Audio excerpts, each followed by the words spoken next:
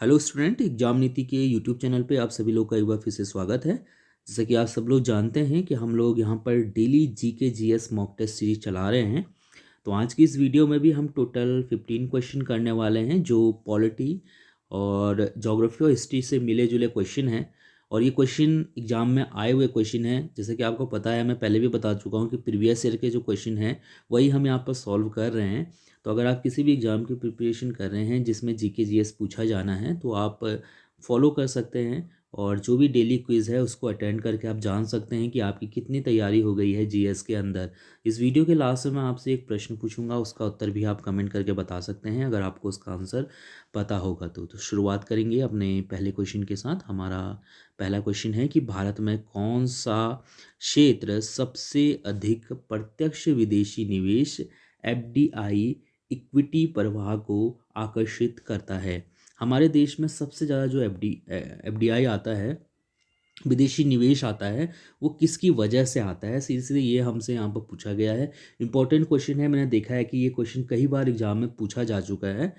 और इसका जो सही आंसर है, चलिए चार ऑप्शन में पढ़ देता हूँ। निर्माण क्षेत्रक, ऊर्जा क्षेत्रक, सेवा क्षेत्रक या ऑटोमोबाइल क्षेत्रक। तो इसका जो सही आंसर है वो है ऑप्शन सी वाला, यानी कि सेवा क्षेत्रक, यानी कि ऑप्शन सी वाला यहाँ पर से सही है। जो सर्विस सेक्टर है जिसके अंदर retail, banks, hotel, real estate, education, health, media, ये सभी चीज़ें आ जाती हैं, वो जो है सबसे ज़्यादा विदेशी निवेश लेके आता है भारत में।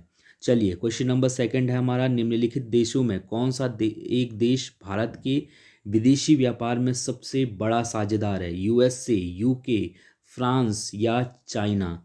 तो आप सभी लोग जानते हैं, हम लोग हमेशा वाइकट चाइना करते रहते हैं, लेकिन चाइना ही वो सबसे बड़ा एक तरीके से कह सकते हो विदेशी देश है जिसके साथ हम सबसे ज़्यादा व्यापार करते हैं। ठीक है, तो चाइना इसका सही आंसर हो जाएगा, ऑप्शन डी वाला।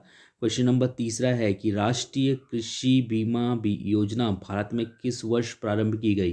भारत की एक बहुत चर्चित योजना है राष्ट्रीय कृषि बीमा योजना। इसकी जो शुरुआत है वो कब की गई? 1997, 1998, 1998, 99 और 99, या फिर सन 2000 के बीच में, या फिर 2000 या 2001 के बीच में। तो कौन सा सही हो जाएगा इसका? तो इसका भी आंसर ऑप्शन सी वाला ही सही है। 1999 2000 के बीच में ये शुरू हुई थी राष्ट्रीय कृषि बीमा योजना। ठीक है, क्वेश्चन नंबर फोर्थ है हमारा कि 2011 की जनगणना के अनुसार भारत में निम्नलिखित में से किस राज्य में न्यूनतम लिंगा अनुपात है? महिला और पुरुषों की संख्या में अधिक, मतलब अंतर जो है वो कहाँ पर है? ठीक है, अधिकतम अंतर, न्यूनतम लिंगानुपात पूछा गया है यहाँ पर। तो इसका जो सही आंसर है, चार ऑप्शन है, पंजाब, हरियाणा, उड़ीसा और राजस्थान। तो इसका सही आंसर ऑप्शन डी वाला है, यानी कि हरियाणा में सबसे ज़्यादा लिंगानुपात, सबसे न्यूनतम जो है लिंगानुपात है। यहाँ पर 1000 पुरुषों पे मात्र 879 महिलाएं हैं। ठीक है, ये आपको याद रखना होगा, अच्छा क्वेश्चन है एग्जाम के लिए। इसके बाद अगला क्वेश्चन है, क्वेश्चन नंबर फिफ्थ, कि भारत में राष्ट्रीय आय की गणना की समस्या में से एक है। भारत में जो राष्ट्रीय आय की जो गणना की जाती है उसमें मुख्यतः एक जो समस्या है वो क्या है? अल्प रोजगार, मुद्रास्फीति, बचतों का निम्न स्तर या गैर मौद्रीकृत उपभोग का। क्या सही हो जाएगा इसका? तो इसका जो सही आंसर है वो है ऑप्शन डी वाला, यानी कि गैर मौद्रीकृत उपभोग जो है ये सबसे बड़ा कारण है जो मतलब राष्ट्रीय आय की गणना आसानी से नहीं करने देता। ठीक है, तो ये आप यहाँ से ध्यान रखना होगा।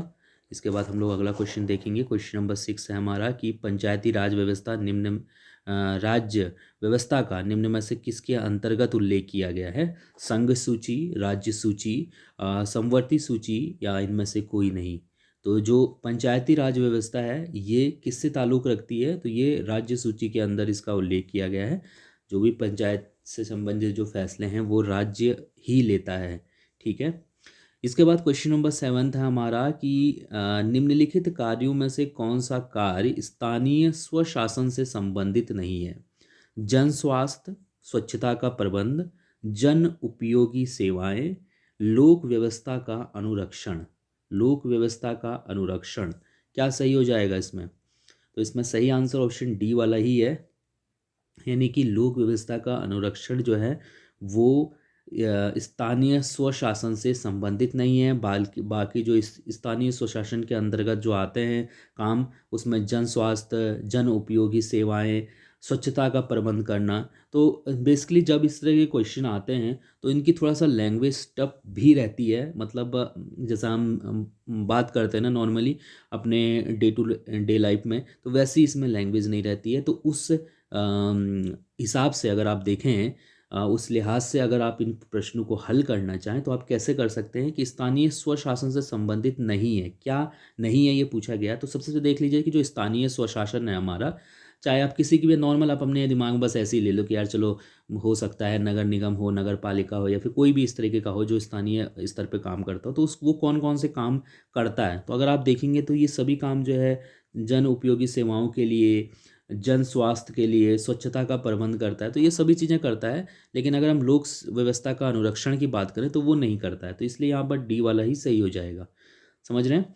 क्वेश्चन नंबर 8वां है कि निम्नलिखित अनुच्छेदों में से कौन सा अनुच्छेद पंचायतों में अनुसूचित जातियों और अनुसूचित जनजातियों के सीटों के लिए जो है आरक्षण प्रदान करता है। जो कौन सा अनुच्छेद हमें ये बताता है कि पंचायतों में अनुसूचित जातियों और अनुसूचित जनजातियों के लिए कितनी सीटें रहेंगी। 243D, 243C, 243B या 243A। तो इसका जो सही आंसर है दोस्तों वो फर्स्ट वाला ही है, यानी कि 243D के अंतर्गत जो पंचायत से संबंधित जो अनुसूचित जाति और अनुसूचित जनजाति के जो लोग हैं उनके लिए सीटों का विवरण यहाँ पर दिया गया है। देन क्वेश्चन नंबर 9 है हमारा कि सेवा के अधिकार की अवधारणा कहाँ पर से ली गई है। सेवा के अधिकार की अवधारणा कहाँ से ली गई है, तो ये संयुक्त राज्य अमेरिका में हो जाएगा, स्विट्जरलैंड में हो जाएगा, ग्रेट ब्रिटेन में हो जाएगा या चाइना में हो जाएगा। तो इन जाहिर सी बात है चाइना से तो नहीं हो सकता है, और संयुक्त राज्य अमेरिका, ग्रेट ब्रिटेन या स्विट्जरलैंड, ये 3 ऑप्शन हो जाते हैं जो हमें डाउट क्रिएट करेंगे। तो इसका जो सही आंसर है वो ग्रेट ब्रिटेन ही है। सेवा के अधिकार की जो अवधारणा है वो ग्रेट ब्रिटेन से ही ली गई है। सो ऑप्शन सी वाला यहाँ पर से बिल्कुल सही है। ठीक है, चलिए। देन क्वेश्चन नंबर 10 वाला है हमारा कि सूची 1 और सूची 2 को आपको मिलान करना है। तो बेसिकली एक तरफ उद्गम स्थल दिए गए हैं और दूसरी तरफ नदियाँ दी गई हैं, तो हमें मिलान करना है। अगर आपने नदियों के बारे में पढ़ा है तो आप आसानी से इसको बता देंगे। तो चलिए शुरुआत करते हैं, एक एक करके मिलान करते हैं। सबसे पहले कावेरी का देख लेते हैं। कावेरी नदी कहाँ से निकलती है, तो ये ब्रह्मगिरी की पहाड़ियों से निकलती है। तो ऑप्शन ए वाले का तो फर्स्ट वाला ही हो गया। तो वैसे अगर देखा जाए तो यहाँ पर ऑप्शन यही वाला ही सही हो जाएगा, क्योंकि सिर्फ पहले मतलब ए वाले में पहले यहीं पर दे रखा है फर्स्ट वाला। तो आगे का भी मिला लेते हैं। चलिए, झेलम की अगर हम बात करते हैं तो झेलम जो है वो बेरीनाग झरना से निकलता है। कृष्णा की बात करते हैं तो महाबलेश्वर से निकली हुई है। और सुवर्ण रेखा की अगर हम बात करते हैं तो ये छोटा नागपुर पठार से निकली हुई है। सो ऑप्शन बी वाला यहाँ पर से सही हो जाएगा। ठीक है, चलिए बताइएगा आपने सही किया था या नहीं किया था। चलिए, इसके बाद हम लोग क्वेश्चन नंबर 11 की बात करते हैं। क्वेश्चन नंबर 11 है हमारा कि मानव विकास सूचकांक निम्नलिखित में से किसका संयुक्त सूचकांक है।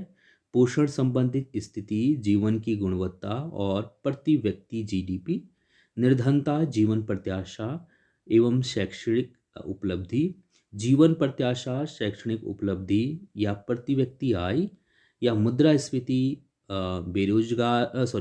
बेरोजगारी या प्रति व्यक्ति जीडीपी। तो ये 4 ऑप्शन दिए गए हैं और हमको ये बताना है कि जो मानव सूचकांक जारी होता है उसमें इनमें से मतलब कौन सी चीज़ जो है शामिल की जाती है, कि इसका संयुक्त सूचकांक होता है वो। तो इसका जो सही आंसर हो जाएगा हमारा वो हो जाएगा ये वाला, जीवन प्रत्याशा, शैक्षणिक उपलब्धि और प्रति व्यक्ति आय। इनसे मिलकर जो है मानव विकास सूचकांक बनाया जाता है, तैयार किया जाता है। क्वेश्चन नंबर 12 है हमारा कि भारत में सीमांत जोत का अधिकार है आकार है। ये क्वेश्चन भी आपने अलग अलग स्टेट के अगर आप प्रीवियस ईयर क्वेश्चन पेपर देखेंगे तो आपको ये क्वेश्चन देखने को मिल जाएगा कि भारत में जो सीमांत जोत का जो सीमा रखी गई है, मतलब जो सीमांत किसान है वो किन्हें माना जाएगा। ये बताना होता है आपको। तो चलिए आज डिस्कस करेंगे इसके बारे में। तो भारत में सीमांत जोत का अधिकार आकार कितना रखा गया है? 5 हेक्टेयर से अधिक, 2 हेक्टेयर से 4 हेक्टेयर के बीच में, 1 हेक्टेयर से 2 हेक्टेयर के बीच में, या 1 हेक्टेयर से कम। तो इसका जो सही आंसर हो जाएगा वो ऑप्शन डी वाला हो जाएगा, यानी कि 1 हेक्टेयर से कम। भारत में सीमांत जोत का आकार 1 हेक्टेयर से कम, 1 हेक्टेयर मतलब आप 2.5 एकड़ को, 2.5 एकड़ से 2.5 एकड़ या 2.5 एकड़ से कम जो जिनकी किसानों के पास मतलब भूमि रहती है तो उनको सीमांत किसान बोला जाता है। ठीक है, क्वेश्चन अच्छा है, घुमा फिरा के पूछा जाता है कई बार, सीमांत किसान किसे बोलते हैं, सीमांत जोत का आकार कितना है, तो ये आप यहाँ से ध्यान रख सकते हैं, 1 हेक्टेयर से कम है और 2.5 एकड़ आप याद रख सकते हो एकड़ में। देन क्वेश्चन नंबर 13 है कि ब्रिक्स संघ किस वर्ष ब्रिक्स में परिवर्तित हुआ? मैंने इससे पहले मैं आपको एक ब्रिक का क्वेश्चन करवाया था। मैंने आपको बताया था कि ये जो ब्रिक्स शब्द है ये किसने दिया था, और भी कई चीज़ें बताई थी। तो हमको ये बताना है, पहले तो इसका नाम ब्रिक था, उसके बाद ये ब्रिक्स हो गया। ठीक है, पहले था BRIC, बाद में ये S भी लग गया लास्ट में और ये ब्रिक्स बन गया। तो ये किस वर्ष बना था? तो ये बना था 2010 में, यानी कि ऑप्शन ए वाला यहाँ पर से बिल्कुल सही है।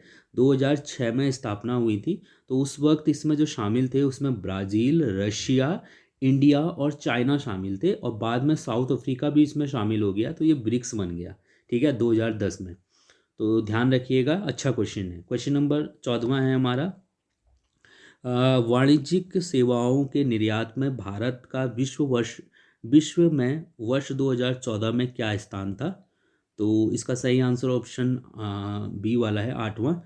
खैर इस क्वेश्चन को तो अगर आप हटा ही दीजिएगा, क्योंकि वैसे ये क्वेश्चन अगर हम करंट के अंदर इसको रख सकते हैं, प्रीवियस ईयर क्वेश्चन कर रहे हैं तो ये करंट के अंदर आ जाएगा। तो इसमें पूछा गया था कि 2014 में भारत का जो है वाणिज्यिक सेवाओं के निर्यात में भारत का विश्व में कौन सा स्थान था? तो 2014 में 8वां स्थान था।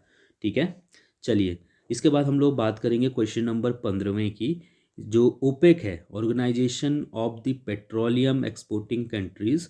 इसके बारे में, ओपेक के बारे में मैंने आपको एक बार विस्तार से बताया था, समझाया था कि क्या है ये ओपेक देशों का समूह। तो यहाँ पर से हमको ये बताना है कि किस चीज़ पे ये बल देता है, विशेष बल देता है। ठीक है, तो पेट्रोलियम का उत्पादन, पेट्रोलियम की कीमतों का नियंत्रण, ए और बी दोनों सही है, उपयुक्त में से कोई नहीं। तो ओपेक जो है बेसिकली ये जो पेट्रोलियम उत्पादक जो देश है ना उनका समूह है। तो पेट्रोलियम का उत्पादन से लेकर उसके जो प्राइस है उसको नियंत्रण करने से लेकर ऊपर नीचे करने तक सब, मतलब ये समूह जो है ये मिल के फैसला करता है। समझ रहे हो? तो ऑप्शन सी वाला यहाँ पर से बिल्कुल सही हो जाएगा। चलिए अब एक क्वेश्चन है, लास्ट क्वेश्चन है, और ये क्वेश्चन आपके लिए है। ये क्वेश्चन मैं आपको करवा चुका हूँ, आपको इससे पहले की वीडियो देखनी है तो इसका आंसर भी आपको पता चल जाएगा आसानी से। भारत में सार्क सम्मेलन सर्वप्रथम किस वर्ष आयोजित किया गया था, ये आपको कमेंट करके बताना है। और मैंने आपको बताया था कल की वीडियो में कि कहाँ पर आयोजित किया गया था, तो ये भी आप कमेंट करके बता सकते हैं। थैंक यू सो मच इस वीडियो को देखने के लिए। अगर आपको इस वीडियो में कहीं पर कोई डाउट लग रहा हो, कोई कन्फ्यूज़न, या आपको लग रहा हो कि ये गलत हो सकता है, तो आप मुझे कमेंट करके बता सकते हैं। हम लोग उस क्वेश्चन को एक बार फिर से डिस्कस कर